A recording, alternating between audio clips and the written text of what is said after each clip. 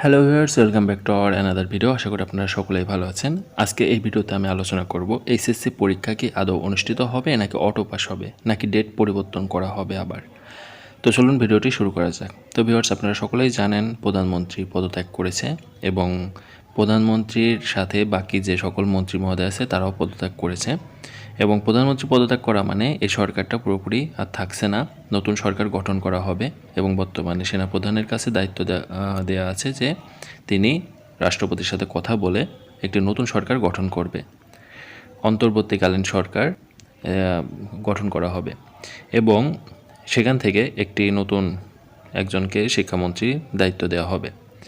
তো 11 তারিখে যে পরীক্ষা অনুষ্ঠিত হওয়ার কথা ছিল সে পরীক্ষা তো হবে না, কখনোই হওয়ার সম্ভাবনা নেই, কারণ এখন সরকারি পরিবর্তন হয়ে গেছে, নতুন সরকার গঠিত হবে, তারপরে পরীক্ষা।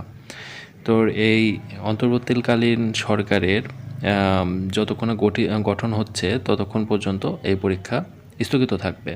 এখন কথা হলো, পরীক্ষায় অটো পাস হবে। হ্যাঁ, অটো পাস হওয়ার সম্ভাবনা ছিল। যদি অটো পাস হওয়ার সম্ভাবনা থাকতো কখন, যদি এই যে আন্দোলনটা যদি আরও দীর্ঘ হতো, অর্থাৎ এই আন্দোলনটা যদি আরও অনেক দিন চলতো, তখন শিক্ষা ব্যবস্থা টোটালি বন্ধ হয়ে যেত এবং এক সময় এসে অটো পাস নেওয়ার সিদ্ধান্ত নিতে হতো।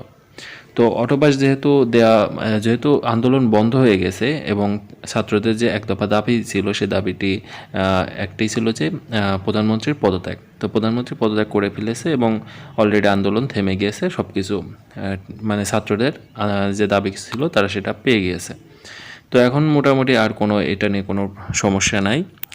তো তাদের দাবি পূরণ হয়ে গেছে, এখন পরীক্ষা অনুষ্ঠিত হবে, অর্থাৎ এইচএসসি পরীক্ষা আর অটো পাস হওয়ার সম্ভাবনা নেই। এখন পরীক্ষা অনুষ্ঠিত হবে, 11 তারিখে হবে না, পরীক্ষাটির ডেট পরিবর্তন হবে, অর্থাৎ ধাপে ধাপে যেভাবে প্রথম থেকে পরীক্ষার ডেট চেঞ্জ হচ্ছিল এইচএসসি পরীক্ষা, সেই পরীক্ষার ডেট আবার পুনরায় আরেকটি ডেট দেওয়া হবে, সেই ডেটে পরীক্ষা অনুষ্ঠিত হবে। অর্থাৎ 1-2 দিনের মধ্যে যে সরকার গঠিত, এই সরকার থেকে একজন শিক্ষামন্ত্রী দায়িত্ব দেওয়া হবে, তিনি সব কিছু বিবেচনা করে পরীক্ষাটি কবে নেওয়া যায় সেভাবে তিনি একটি ডেট প্রকাশ করবে। এই আপডেট থাকবে আর কি।